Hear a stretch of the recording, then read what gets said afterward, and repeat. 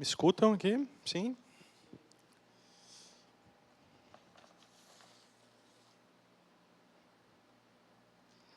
Amém, glória a Deus. Vou pegar uma aguinha aqui, tá, gente?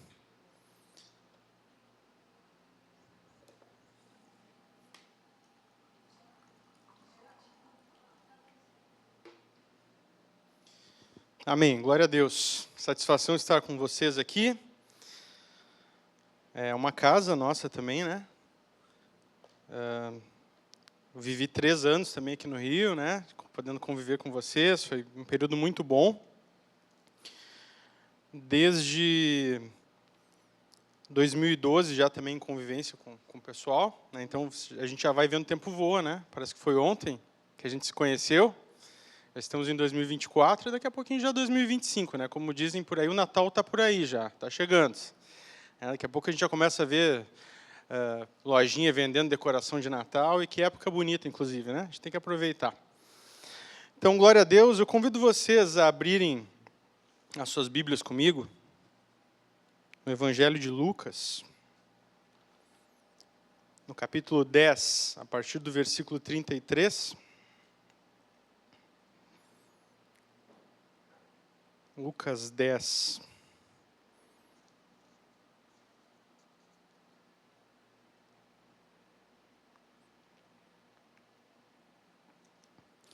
A partir do 25.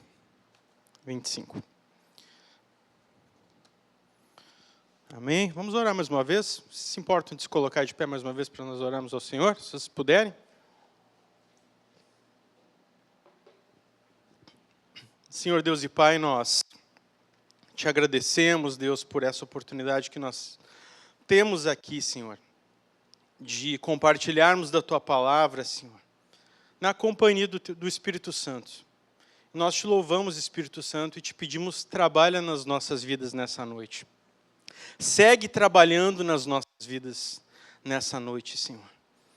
Tua palavra nos diz, Deus, que onde 2 ou 3 estivessem ali reunidos em Teu nome, nós somos muito mais do que isso, Senhor, ali Tu estarias, Senhor. E nós cremos, Senhor Deus, na Tua poderosa palavra, Senhor. Então fala conosco nessa noite, Senhor. Eu sei que de mim, Senhor Deus, intelecto ou qualquer coisa, eu nada tenho a oferecer, Senhor. Mas o Teu Espírito Santo tem o poder de falar conosco, Senhor. Então fala comigo, fala com os meus irmãos, Senhor Deus. Age no nosso meio nessa noite, Senhor. Também quero orar, Senhor Deus, por pastora Luiz e pastor Marcelo, que estão regressando para cá. Abençoa também, Senhor Deus, esse retorno. Coloca os Teus anjos a guardarem eles lá, Senhor Deus. E, Senhor, fala conosco, Jesus, que a Tua palavra venha a ser honrada, continue sendo honrada como sempre é nesse lugar, Senhor. Em nome de Jesus, Senhor. Amém e amém. Aleluia. Então, meus amados irmãos, nessa noite eu quero compartilhar um pouco da palavra de Deus, né? Um trecho das Escrituras que é muito bem conhecido por vocês também, que tem sido chamada, né, por muitos de a parábola do bom samaritano. Todos já ouviram, né?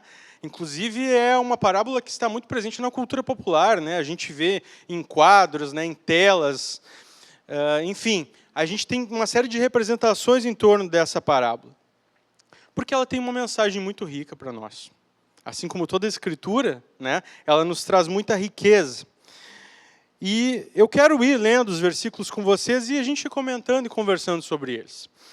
Então, se você estiver com a sua Bíblia aí, a partir de Lucas 10, 25, como eu já disse anteriormente, diz o seguinte, eu estou com uma NVT aqui, tá bem?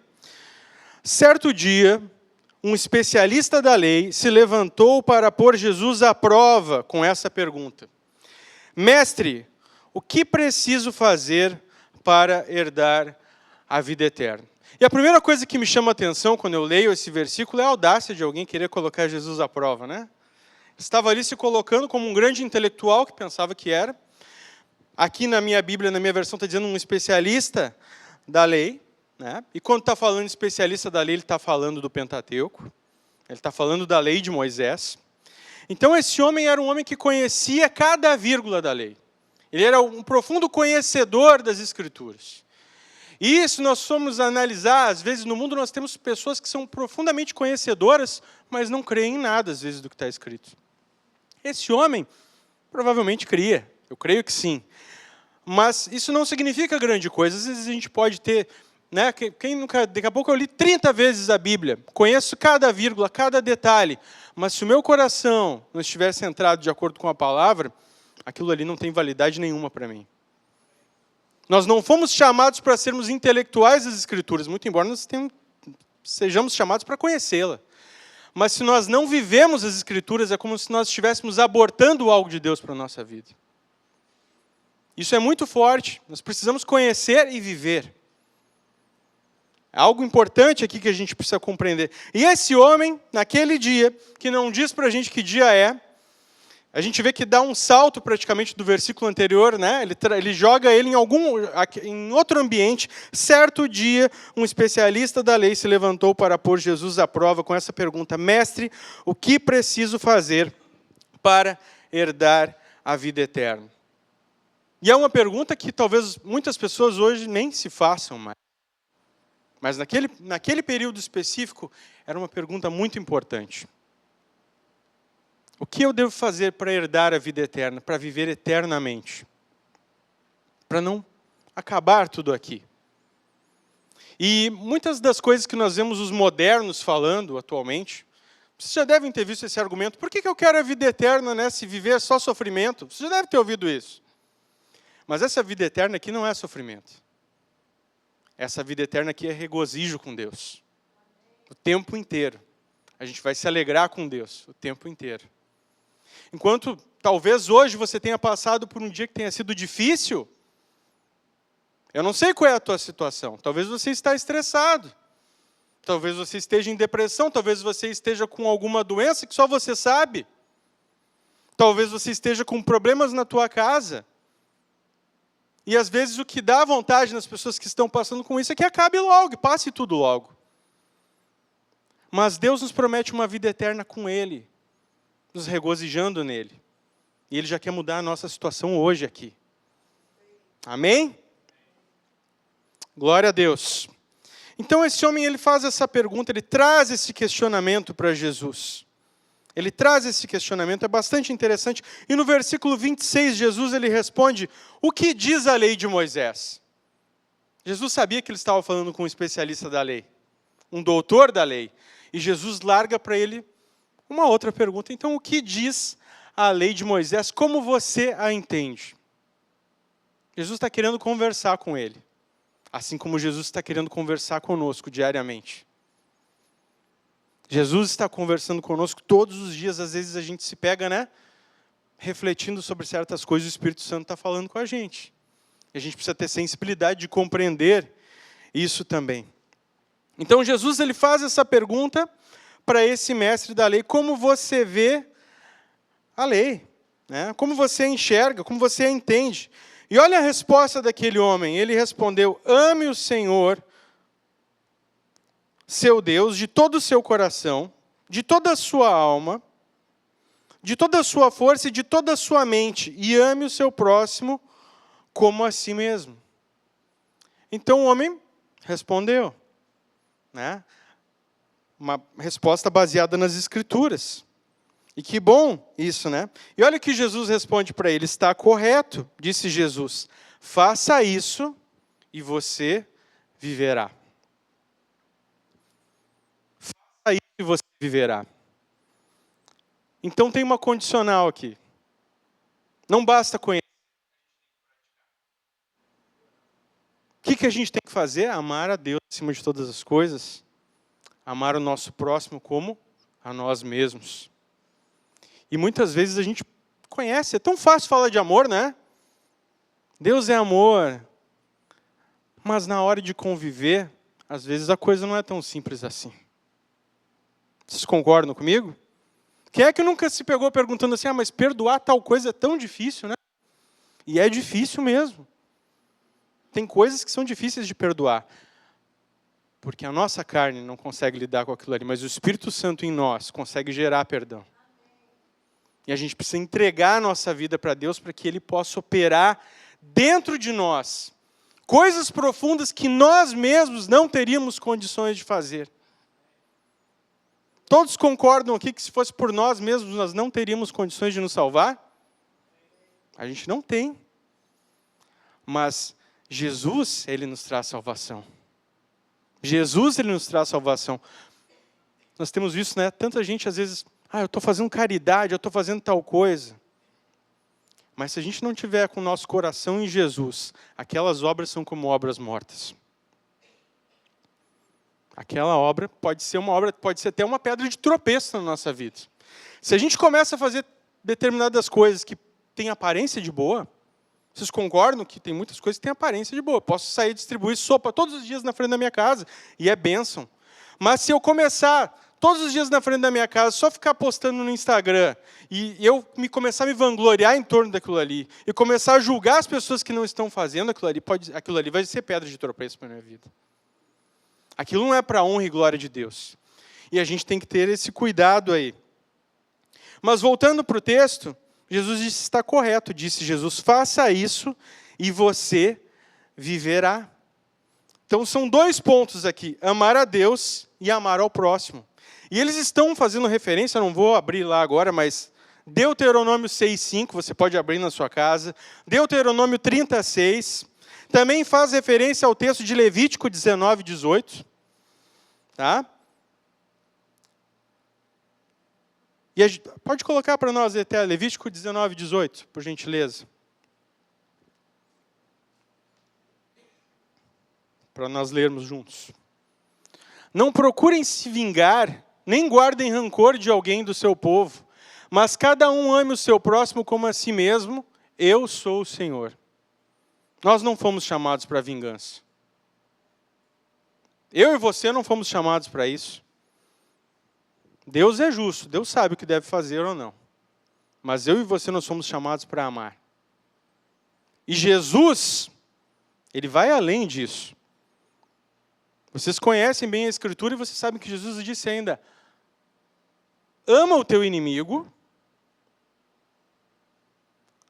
e ora por aquele que te persegue. Ninguém disse isso na antiguidade, Jesus falou. Naquele contexto de Império Romano ali, especificamente, se alguém está fazendo mal a mim, eu vou dar cabo nele, acabou. Jesus diz exatamente o contrário. A lógica que Jesus traz é uma lógica diferente da lógica do mundo.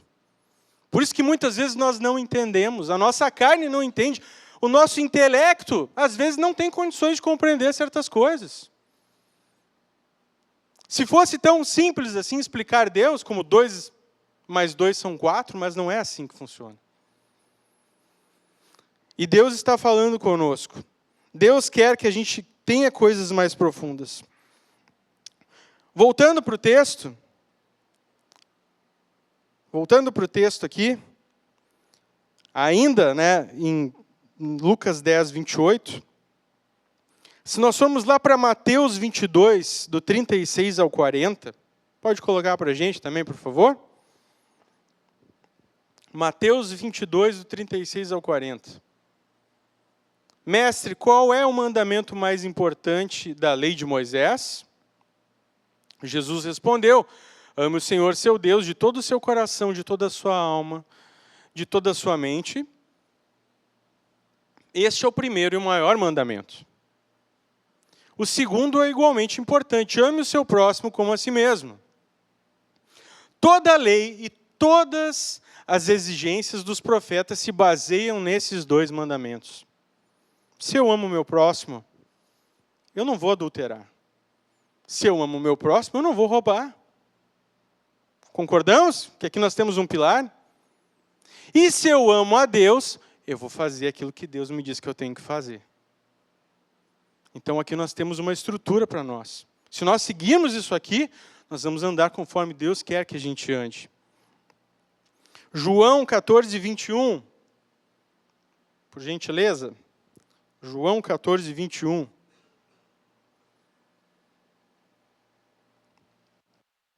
Aqueles que aceitam meus mandamentos e lhes obedecem são os que me amam. E porque me amam, serão amados por meu Pai. e eu também os amarei, e me revelarei a cada um deles. Então, nós temos que aceitar os mandamentos de Jesus, mas nós temos que obedecer. É importante. Senão vai ser imagina só que falsidade, né? Eu sou crente, eu amo a Bíblia, eu amo as Escrituras, mas eu não faço nada do que a Bíblia me diz que eu tenho que fazer. E há cada vez mais uma tendência nossa de tentarmos jogar para dentro da Bíblia coisas que não estão lá. Tem livros da Bíblia que a gente nem abre às vezes. Faça um exercício na sua Bíblia. Cada um olhe para a sua, tá? Quando chegar em casa, olha ali, tem alguns ali que às vezes parece que nunca nem foram lidos. E é menos escritura? Não é. Não é menos escritura. Então, às vezes, nós estamos selecionando o que a gente quer da Bíblia e o que a gente não quer. E a gente precisa ter um cuidado também com isso. A palavra de Deus, né, de ponta a ponta, de capa a capa, ela quer nos ensinar, ela quer nos trazer, quer nos advertir naquilo que nós temos que mudar. Quer nos exortar. Nós temos sabedoria em toda ela. E nós precisamos ter esse cuidado. Em Romanos 13:10. Romanos 13:10. O amor não faz o mal ao próximo, portanto, o amor cumpre todas as exigências da lei de Deus.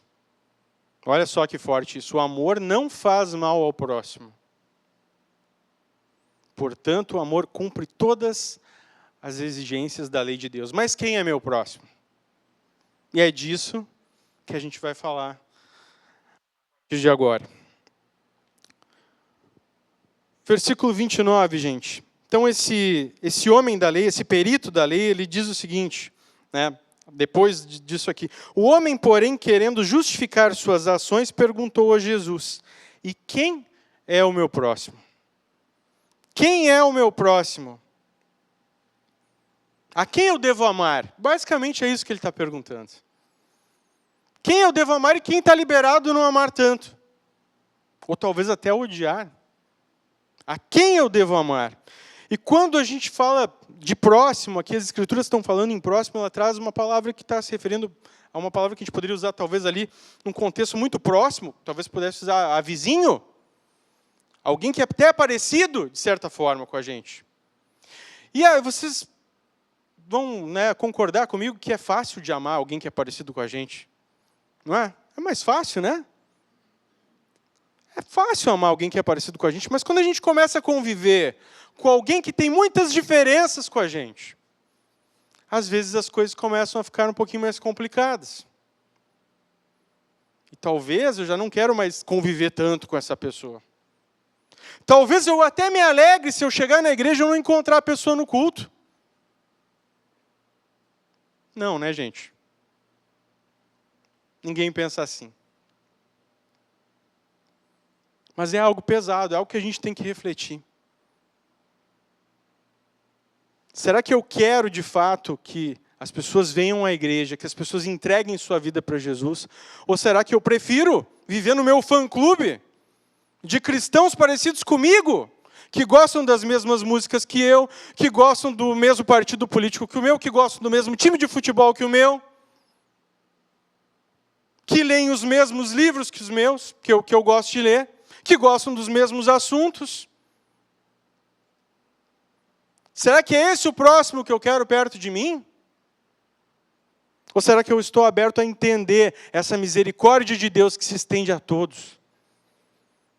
Pois a palavra de Deus diz que Deus, Ele quer salvar, né? Ele veio, morreu por todos nós. Ele quer salvar. Se a gente não abre a portinha da nossa casa, aí é outra história, né?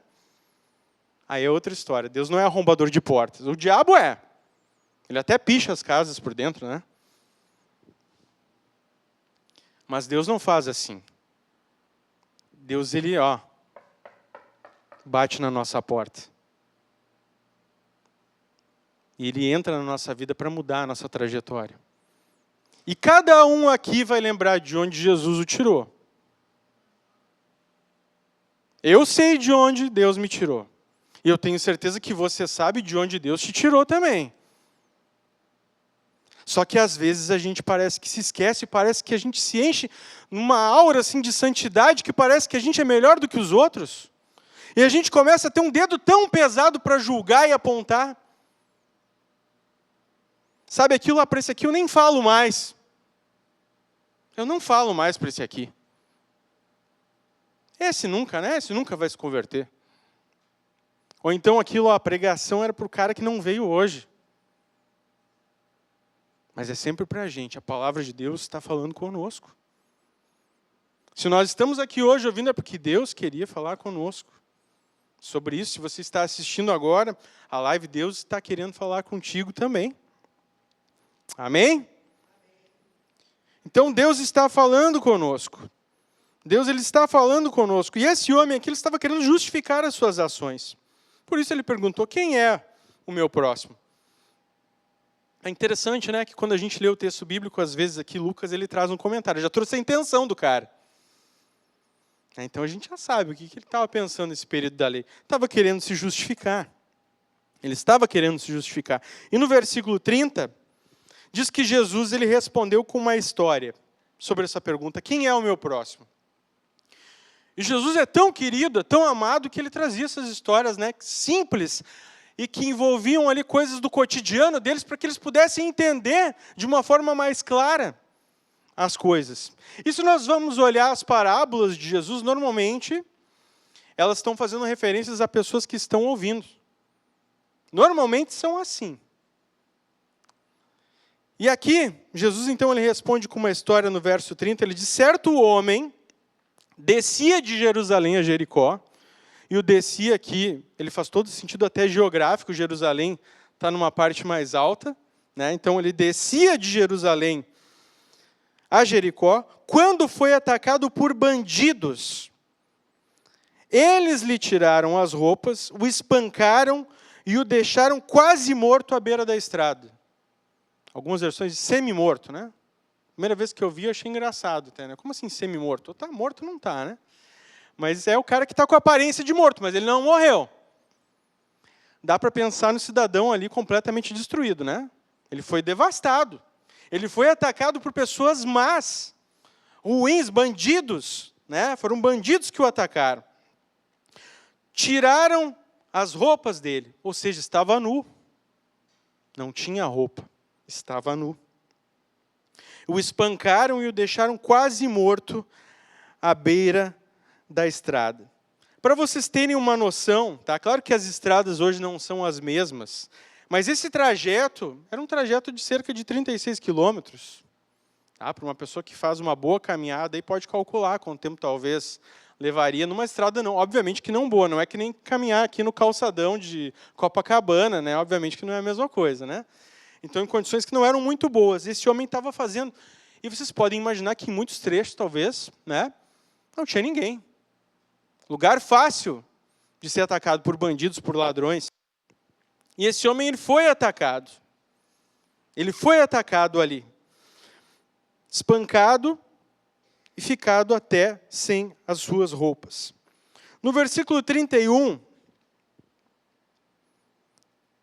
Jesus vai começar a falar de pessoas que cruzaram com a vida desse homem que foi espancado, que foi roubado. Situação terrível, foi largado para a morte, verdade seja dita. E Jesus vai começar a falar de pessoas que cruzaram o caminho com esse homem. Veja bem, a Escritura não nos diz que esse homem era judeu, mas dá a entender que ele era. Era uma rota muito feita por judeus. E muitos estudiosos das Escrituras vão dizer que ele era um judeu. Jesus está trazendo essa figura para mostrar que ele é um judeu. Está dizendo só que é um homem que foi espancado, que foi roubado. Mas os estudiosos vão dizer que, pela conjuntura toda, era um homem judeu que estava ali no caminho, fazendo essa rota e que havia sido roubado. No entanto, ele foi largado sem roupas, apagado, semi-morto. Se a gente encontrar uma pessoa na rua, desfigurada de apanhar, sem roupa nenhuma, sem documento nenhum, a gente sabe quem é? Sei, né? Não tem como saber. Agora, se eu encontro o cara na rua o cara apanhou, ele está com uma camiseta do Palmeiras ou do Napoli, eu posso talvez começar a pensar alguma coisa.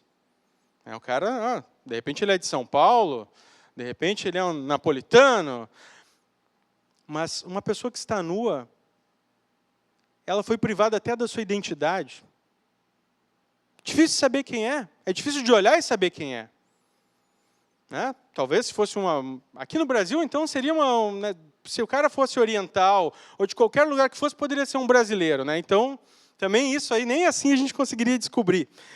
Mas esse homem, ele foi privado da sua identidade, ele foi privado da sua saúde, ele foi largado numa situação de violência para a morte.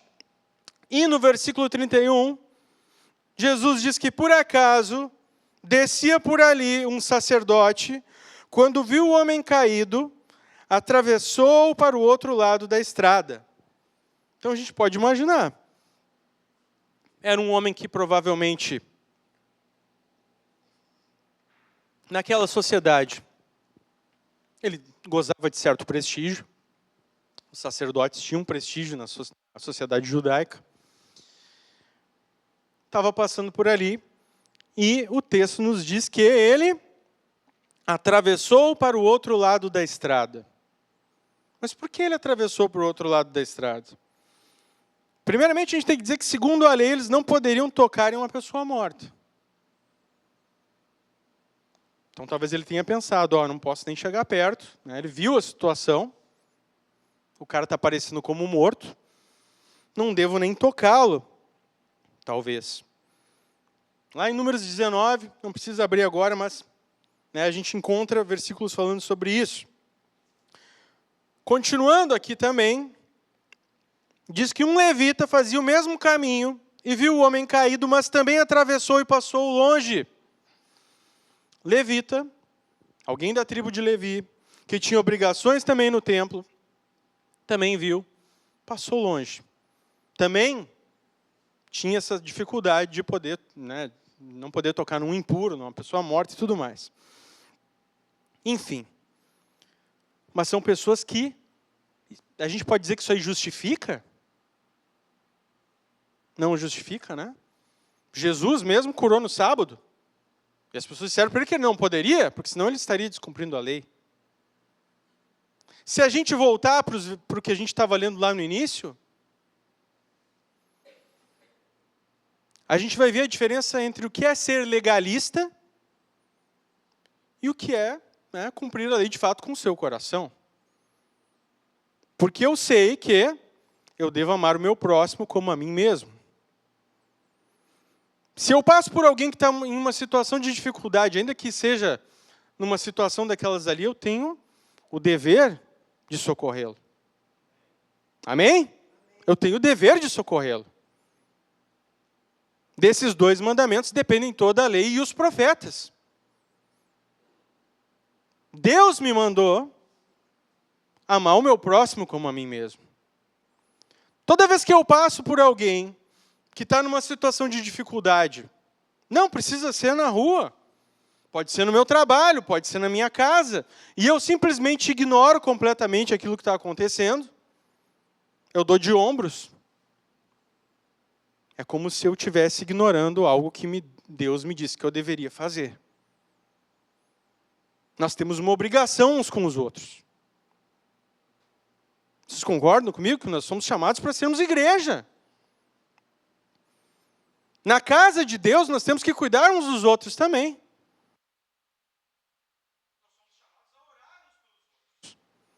Muitas vezes a gente nem sabe como é que anda a vida do nosso irmão, que costuma sentar, às vezes, sempre nos mesmos dois lugares atrás da gente, porque às vezes as pessoas gostam de sentar no mesmo lugar, e a gente não sabe nem o nome da pessoa.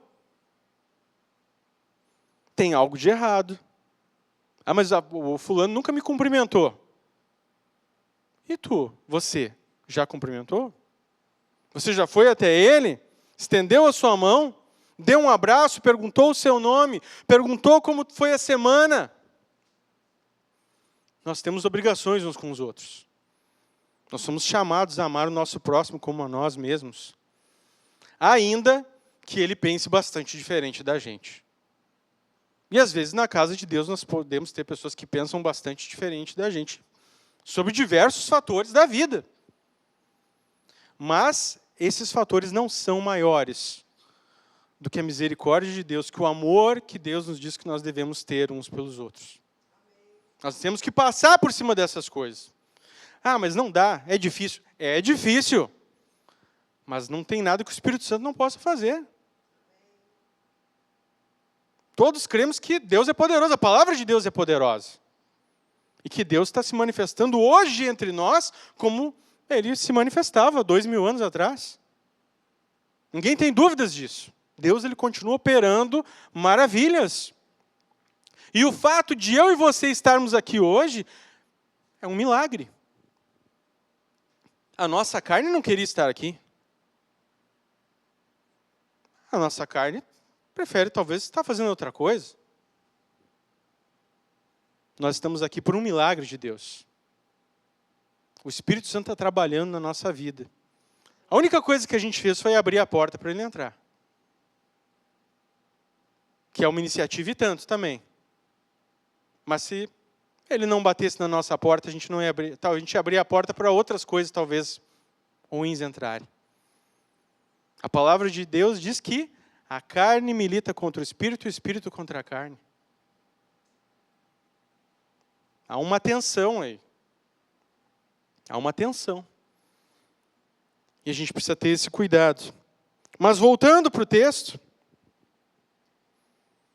nós vimos aqui que esses dois homens, esse sacerdote e esse levita, que eram figuras importantes para os judeus, eram referências em termos culturais e religiosos, eles tomaram uma decisão que, aparentemente, estava tudo ok, de acordo com a lei ali para eles, no recorte que eles fizeram. Mas eles não amaram o seu próximo e não seguiram, não amaram Deus acima de todas as coisas, porque Deus os manda amar o próximo. Talvez eles pensaram, era alguém de outro povo, era um samaritano? O texto não deixa isso claro para a gente. A gente só pode conjecturar. Mas vamos seguir aqui. No versículo 33, diz então que então veio um samaritano, alguém de Samaria, e ao ver o homem, teve compaixão dele. O samaritano viu a mesma pessoa que os outros viram. Nu, havia sido roubado, ou seja, não tinha nada para oferecer, estava semi-morto, estava como morto.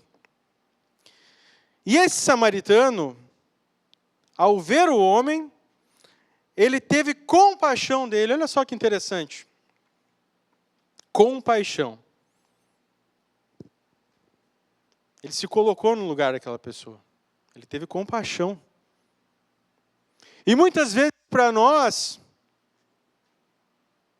principalmente numa sociedade onde cada vez mais as pessoas estão preocupadas com as suas realizações pessoais, com a sua própria conta bancária, com o seu próprio tempo, com as suas coisas pessoais, em adquirirem coisas somente para elas, talvez a gente esteja vendo por aí cada vez menos compaixão. E a palavra de Deus nos diz que nos últimos dias o amor se esfriaria. Então é bíblico isso também. Vai acontecer. Mas não pode acontecer com a gente. Se a gente se diz cristão, a gente tem uma responsabilidade tanto. Todo mundo lembra cristão, pequeno Cristo, né? Se nós nos dizemos cristãos, nós temos a obrigação de fazermos diferente do que o mundo tem feito. Se o mundo escolheu viver de forma narcisista, nós não devemos fazer assim. A lógica do reino de Deus é uma lógica diferente. A lógica do reino de Deus é diferente da lógica do mundo. E esse samaritano ele estava de viagem. Cerca de 100 quilômetros ou mais de Samaria, de distância.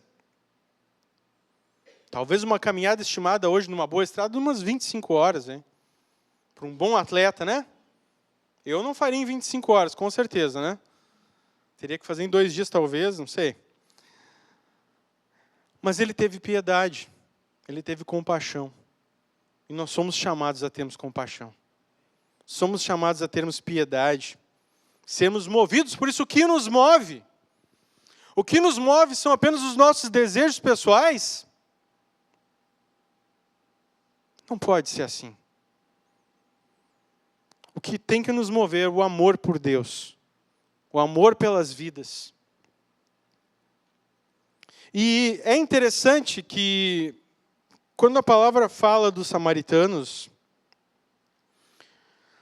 a gente sempre percebe que há uma tensão entre os samaritanos e os judeus.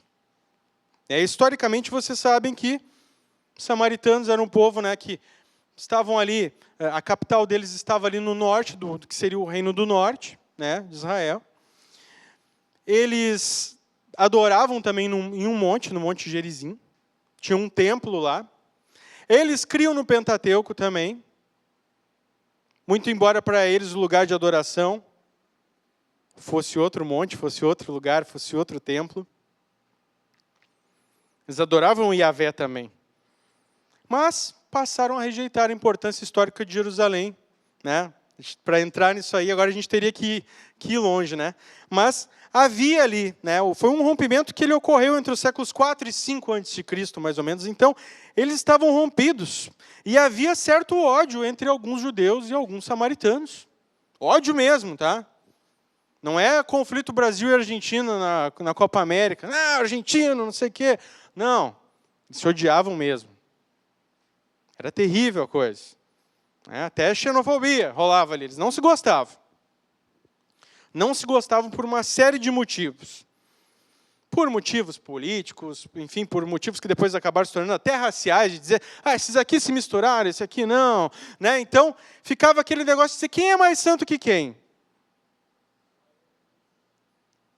E a relação entre judeus e samaritanos era uma relação pautada nas diferenças, na distância.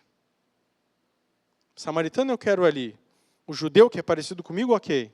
Pode ficar pertinho de mim. Mas aquele homem, a palavra de Deus nos diz que ele teve compaixão, ele teve piedade.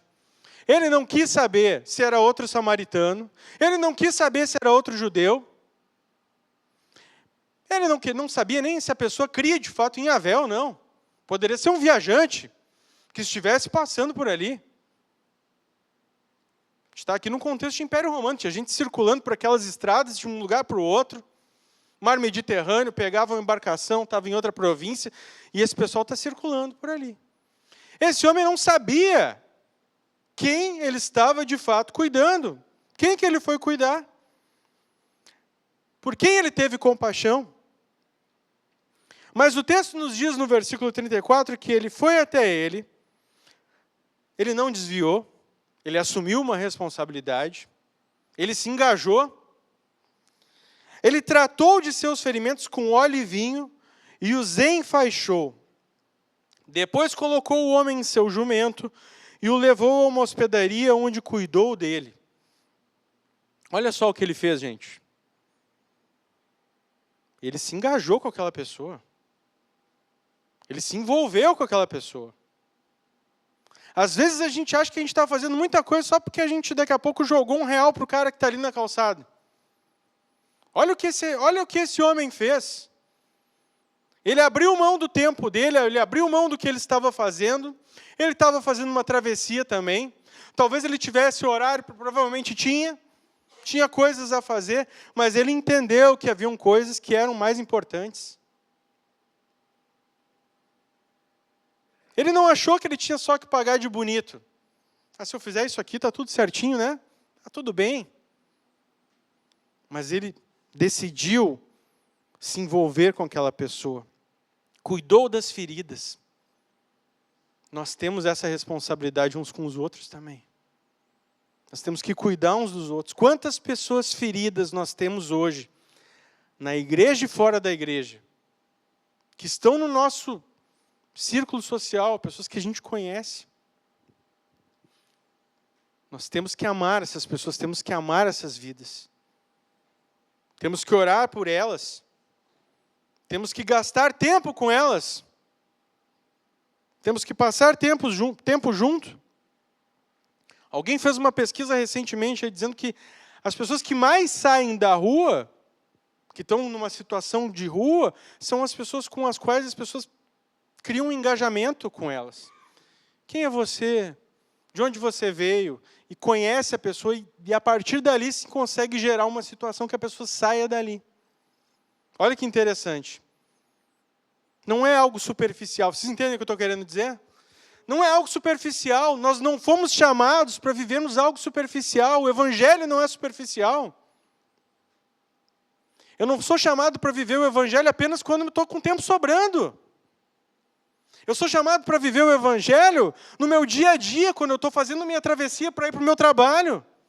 Quando eu estou indo para a universidade, quando eu estou vindo para a igreja. Não é só dentro da igreja, quando eu estou vindo para a igreja também. Voltando para a minha casa. Isso que esse homem fez aqui. Ele se importou, ele teve compaixão, ele teve misericórdia, ele curou das feridas de uma pessoa que ele não conhecia. Ele transportou essa pessoa para um lugar seguro. É forte isso. As pessoas estão caminhando às vezes para o inferno, às vezes estão numa situação que elas não conseguem sair do fundo do poço e a gente está dando de ombros. A gente não está fazendo nada. Lembrando, cada um olhe para si. Cada um pensa em si. Mas nós somos chamados a nos envolver. Nós somos chamados a transportar as pessoas para um lugar seguro. E nisso nós estamos sendo agentes do Espírito Santo. O Espírito Santo está, através da nossa vida, agindo. Somos instrumentos nas mãos do Espírito Santo. Quem não quer ser instrumento nas mãos de Deus? Eu quero ser, eu tenho certeza que vocês também. Mas a gente tem que entregar a nossa vida de fato, para que Deus faça. Não é só o tempo que nos sobra. Uma vez eu ouvi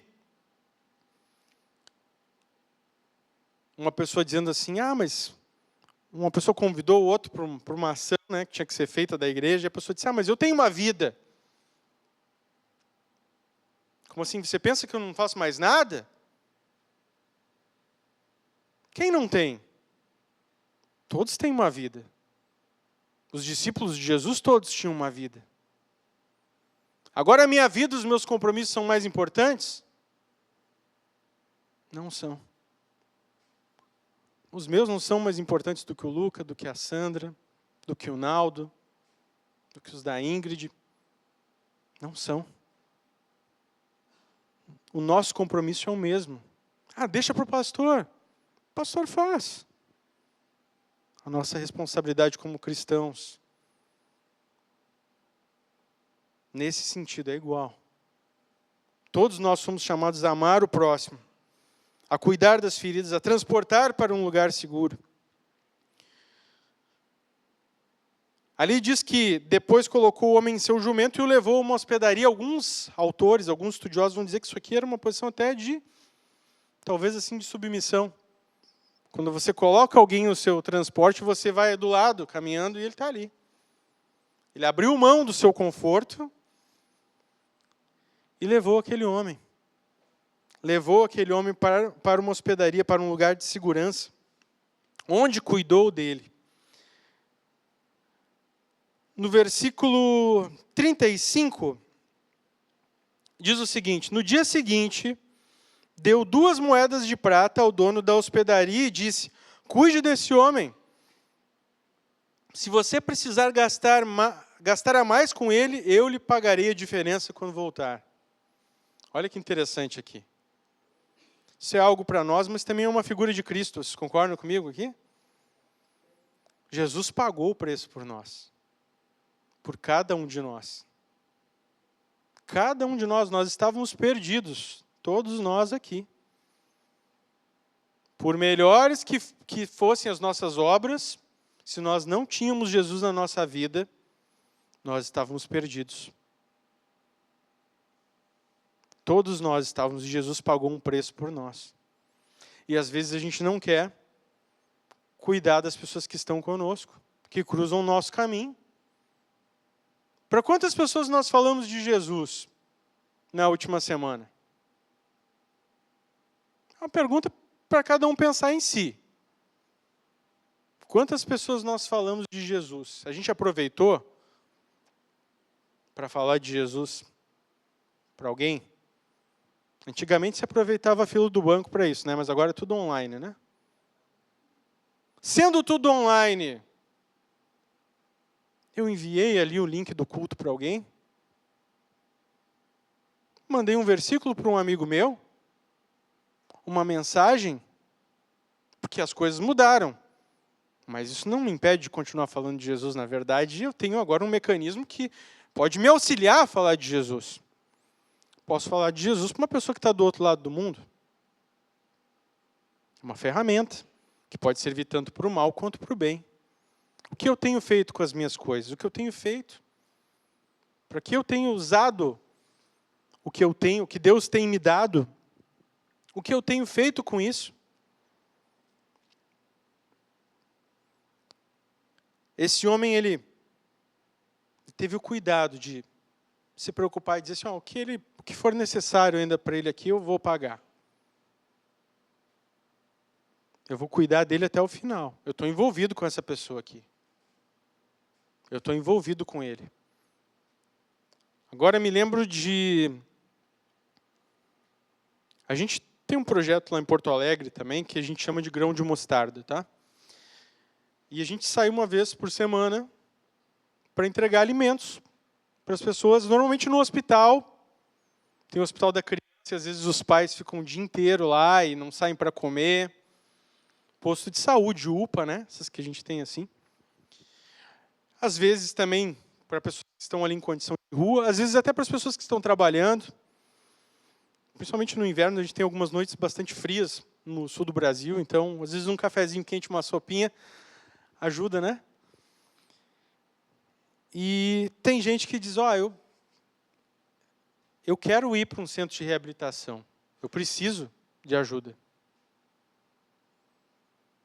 E quando uma pessoa diz, eu quero ir para algum lugar, eu preciso de ajuda, eu não posso simplesmente virar as minhas costas e... Que Deus te abençoe. Não posso fazer isso. Então a gente acaba criando, né, algum mecanismo de que a gente encontre algum lugar, a gente não tem um centro de reabilitação, mas já levamos pessoas para hoje eu vou dormir na rua. Arrumamos um lugar para a pessoa dormir, para passar aquela noite, porque ia para outro lugar. Eu não sei o que fazer, eu estou sem dinheiro, me roubaram. A gente nunca sabe se a história é verdadeira de fato ou não. Mas não tem como saber. Às vezes não tem como saber. Às vezes até, se a gente começa a ver a mesma pessoa, né, e começa a contar a mesma história, até pode acontecer.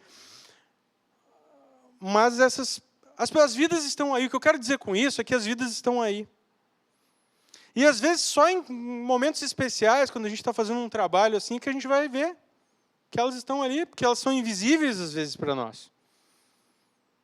Quantas vezes será eu passei por aquela pessoa que disse que eu preciso ir para um centro de recuperação e eu nunca falei nada? Porque agora não, né? Agora é o meu momento de lazer. Agora eu estou indo assistir meu futebolzinho, não vou parar aqui para... Mas nós temos que ter esse cuidado.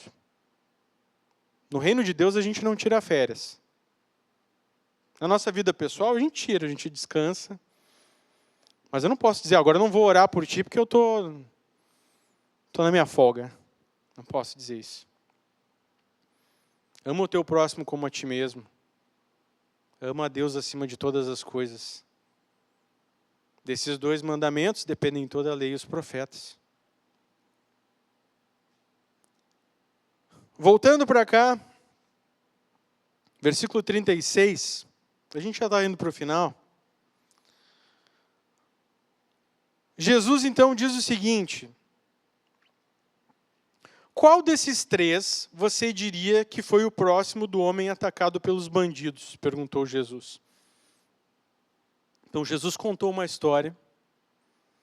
Lembra uma pergunta inicial? Quem é meu próximo? E Jesus pergunta, qual desses 3 você acredita que foi o próximo? do homem atacado pelos bandidos. Olha a inversão que Jesus traz nessa pergunta. Aquele homem que estava doutor, perito na lei, estava seguro de si, uma pessoa muito bem vista na sociedade, ele queria saber quem era o próximo dele, para se justificar. Mas Jesus está trazendo uma pergunta: quem é o próximo daquele que não tem nada para oferecer? Quem é o próximo daquele que ninguém está dando a mínima para ele? Que perdeu tudo? Que está desfigurado, nós não sabemos nem a identidade, até a sua identidade ele perdeu. Pois ele apanhou, ele foi largado ali, naquela estrada. Quem é o próximo desse homem que está nu, que não tem mais nada a oferecer? Jesus traz uma pergunta que inverte a lógica inicial. A pergunta que inverte a lógica. E no versículo 37, o especialista da lei respondeu: aquele que teve misericórdia dele. Aquele que teve misericórdia dele. Aquele homem entendeu que nós temos que viver uma vida de misericórdia. O texto não nos diz o que esse homem fez depois, mas nos diz o que Jesus disse a ele que ele deveria fazer. Jesus disse: vá e faça o mesmo. E Jesus está dizendo isso para nós hoje também. Ismael, Luca, Luiziana, Helena, Wagner, Paulo, vá e faça o mesmo. Feche os teus olhos, vamos orar. Pedir que o louvor ministre uma canção para a gente também. Começa a pensar na tua vida nesse momento. Que cada um pense em si aqui, o que nós temos feito. Será que nós temos vivido de acordo com aquilo que a palavra nos diz que nós temos que fazer? Será que nós temos amado a Deus acima de todas as coisas, ao ponto de obedecermos aquilo que a palavra nos diz que devemos fazer? A ponto de vivermos como Jesus diz que a gente tem que viver? Ou será que nós temos vivido talvez uma vida dupla, talvez uma vida despreocupada com os demais, pensando só na gente? Senhor, nos perdoa por isso, Senhor. Perdoa-nos, Senhor. E muda, Senhor, dentro de nós. Senhor.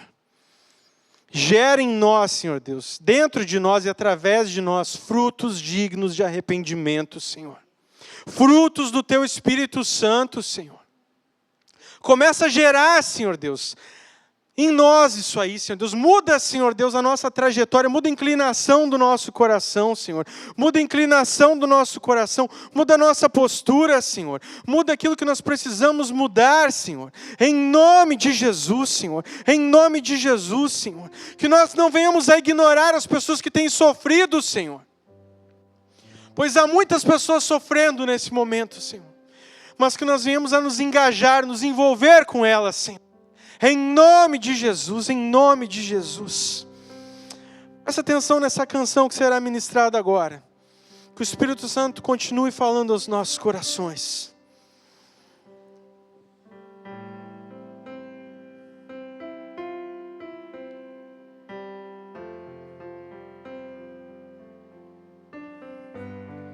Sonda-me, Senhor, e me conheces. Quebranta o meu coração. Transforma-me conforme a tua palavra. Enche-me até que em mim se ache só a ti. E então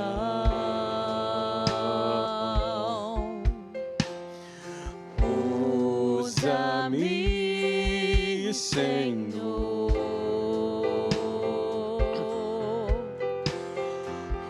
Usa-me como farol que brilha à noite, como ponte sobre as águas, como abrigo no deserto, como flecha que acerta o alvo. Eu quero ser usado da maneira que te agrade em qualquer hora e em qualquer lugar. Vamos nos colocar de pé para adorar o Senhor nessa noite E cantarmos essa canção como uma oração a Deus. Senhor, usa-me Como um farol que brilha à noite, como ponte sobre as águas, como abrigo no deserto, como flecha que acerta o alvo. Eu quero ser usado da maneira que te agrade em qualquer hora e em qualquer lugar. Eis aqui a minha vida, usa-me, Senhor. usa-me, Senhor, Usa-me, sonda-me, sonda-me, quebranta-nos nessa noite, Senhor. Muda as nossas vidas, Senhor. Transforma-me, Enche-me e usa-me, sonda-nos, sonda-me,